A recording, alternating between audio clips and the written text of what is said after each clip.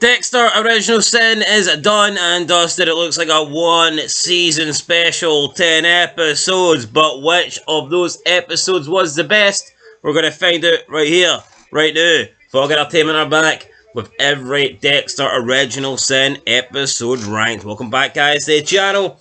Simple as that. Original Sin. Looks like we're one and done. Looks like we're only getting one season. There is a potential for a second season, but here, I think the show was good. I think it was fine. No need to jump in, do another season and potentially ruin it. However, I do think there's a good opportunity for a second season. Either way, I'll be happy. We're going to get more Dexter content with Resurrection. If they give us another Original Sin, that's great. There'll be no sinning in my eyes. But we're going to start with number 10, the worst episode for us, and it was episode 2, Kid in a Candy Store. And for me, this just didn't really follow up from the premiere. No, it didn't. Negative reviews from the premiere, actually. I mean, if you actually look at it across the board, the premiere got a lot of heavy hitters with negative reviews, but episode 2, a lot of people seemed to like. We didn't. I thought it was a pretty poor follow-up, and it was like, oh, looks like it's just a cash cow. And you know what? Thankfully, it didn't set a trend. It was kind of just a one-off. Yeah, I remember we watched episode 1 and we were happy with it. We thought it was good, and then I just remember being a little bit disappointed with episode 2. It didn't really follow up, and we didn't get. I mean, we didn't get a kill. I don't know if that was the reason why there was no Dexter kill there, but yeah, for me, episode 2, Kid in the Candy Store, just Dexter adjusting to his new job, and we had Deb, being Deb, so didn't really do it for me. Coming at number 9, we have Fender Bender. Dexter targeting a retired mob hitman. Was this the least interesting victim that Dexter had this season? I think so. We found out about the gruesome murder of the 10-year-old boy that Harry was working on, and we got some Deb and Sophia stuff where they sneaked into a nightclub, and we were introduced to Gio for the first time.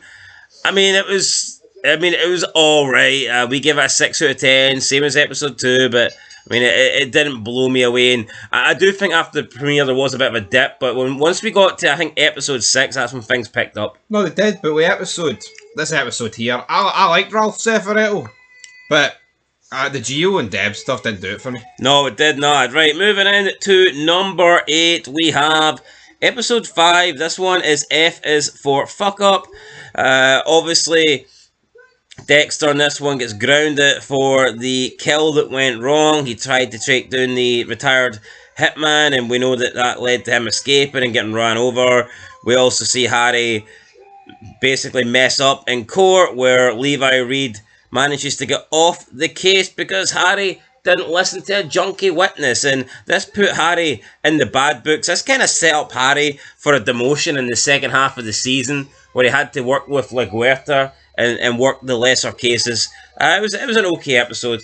It was okay, but seeing Harry demoted didn't sit right with me. No, we want Harry to be in the hot seat, the prime seat. Moving in to number 7, we have episode 3. This one was called Miami Vice. Now, we rated episodes 2, 4, 5, and 3 the same rating. We gave all these ratings a 6 out of 10. However, I do think Miami Vice was the best out of the 4. We see Dexter target the loan shark. We see him. This kind of felt like his first proper kill. We know it's his second kill, but the Nurse Mary one looked a bit sloppy. This one was better. Yeah, Dexter going under a fake alias, and it's the first time we've seen him do it. In the original show, he goes under all these mad names, Kyle Butler, just to throw one out there. But this was the first time we've seen him do it to try and, convince the loan shark to lend him money. I think this was pretty good, maybe deserving higher, 6 out of 10. Yeah, I mean, his first proper kill, as you said, Nurse Murray, that one wasn't exactly the greatest. Sloppy. Mary, not Murray, Mary. Right, moving in to number 6. We're in you got anything to add there, by the way, quickly? No, it's alright, I'm willing to move on. That's alright. We're at a rapid pace. No, number 6, buddy. We go into episode 7. This one was decent. It revealed that Spencer was the killer, but then again, we kind of already knew that. This one is called The Big Bad Body Problem. Dexter manages to get rid of his latest victim, Levi Reed, dumps him in basically a big skip, a big trash can. He breaks up with his little girlfriend in this episode, and yeah, that was it. And then we get the reveal at the end that Captain Spencer is obviously the abductor of children. So. We knew he was. I knew he was. I mean, it wasn't 100% guaranteed, I guess, at this point. But the reveal wasn't exactly the greatest, I don't. Nah, it wasn't the greatest, but it is what it is. Right, moving into top half now. Number 5, we've got The Joy of Killing. This episode I thought was pretty good for what it was. I mean, basically Dexter and Deb go on a double date, but I mean, I thought it was funny, especially the dating process. It was decent. We also had Dexter after this meet up with Levi Reed, and he took Kim out, so we got to see another Dexter killed. It was good, you know, taking care of another bad guy that slipped through the cracks, and we also seen Dexter open up a little bit and communicate with others and mingle, and we've seen him and Sophia begin to become a couple, and yeah, I thought it was a decent episode for sure. Yeah, I thought the double date was funny. I mean, it works because Dexter's a very awkward guy. Yeah, I didn't really like the stealing of the car stuff, but yeah, not everything can be perfect. Right, moving into number 4, we have And in the Beginning, the premiere. I thought it was a good premiere. I know it got a lot of negativity, but I enjoyed it. We get introduced to a young Dexter. We see how basically he is coming through the ranks. I think that episode 1 was probably the best Masuka episode as well. Unfortunately, Masuka just didn't really carry on the steam that the momentum that he gained in the premiere episode. He ran out of steam and broke down the tunnel.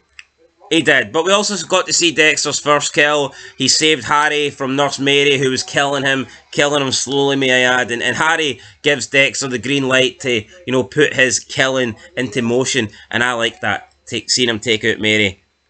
Dexter, kill her. Kill her. You gotta kill her, Dexter. Right, moving into the podium positions. Number 3, we've got Blood Drive. So obviously, everyone is worried about Bobby. They have to give the blood. They have to give the blood to save the black man. Dexter pursues the child abductor. I can't give blood. I've got AIDS, fella. Yeah, so he had that guy there. Forget his name. He couldn't give blood, so Dexter had to give blood twice, just to protect this guy's gay little secret.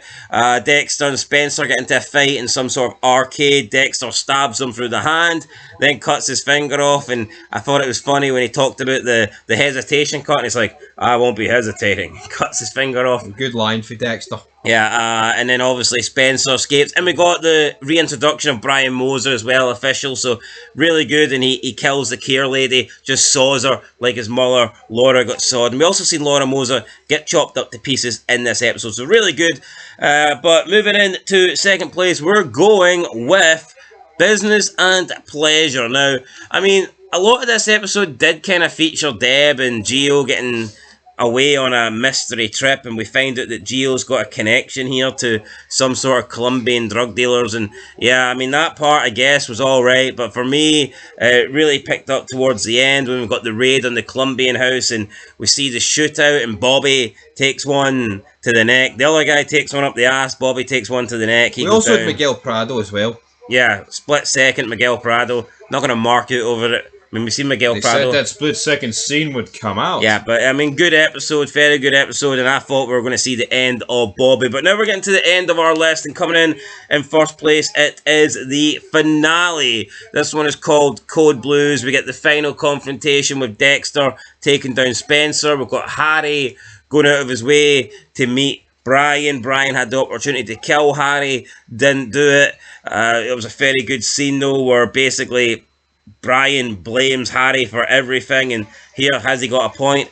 Possibly. In the end, though, we see Dexter, Deborah, and Harry, the Morgan family, looking like they're going to move on and live a happy life, whereas you see Brian in the background still spying on Dexter, leaving things open, you know, for season 2, or if not, leaving things open for Brian coming back in the original Dexter season 1 when he plays Rudy. So yeah, that's our list, guys. The finale just about being the best episode, and I think that's what you really want. The finale should probably be the pinnacle, the peak.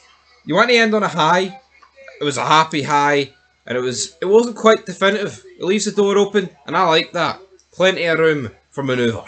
Yeah, plenty of room for manoeuvres and plenty of room for more seasons. And we might get a season 2, guys. But if you want more content from us, then all you got to do is like this video, subscribe, comment down below. We'll be bringing you our best deaths. We'll be ranking all the deaths from Dexter Original Sin. And then after that, we will rank every character, which may take a bit of time to do because there was, you know, a few characters, some established, some new. But we'll do that, and that will come to the channel soon. So leave a like, leave a comment, subscribe, and until then, peace.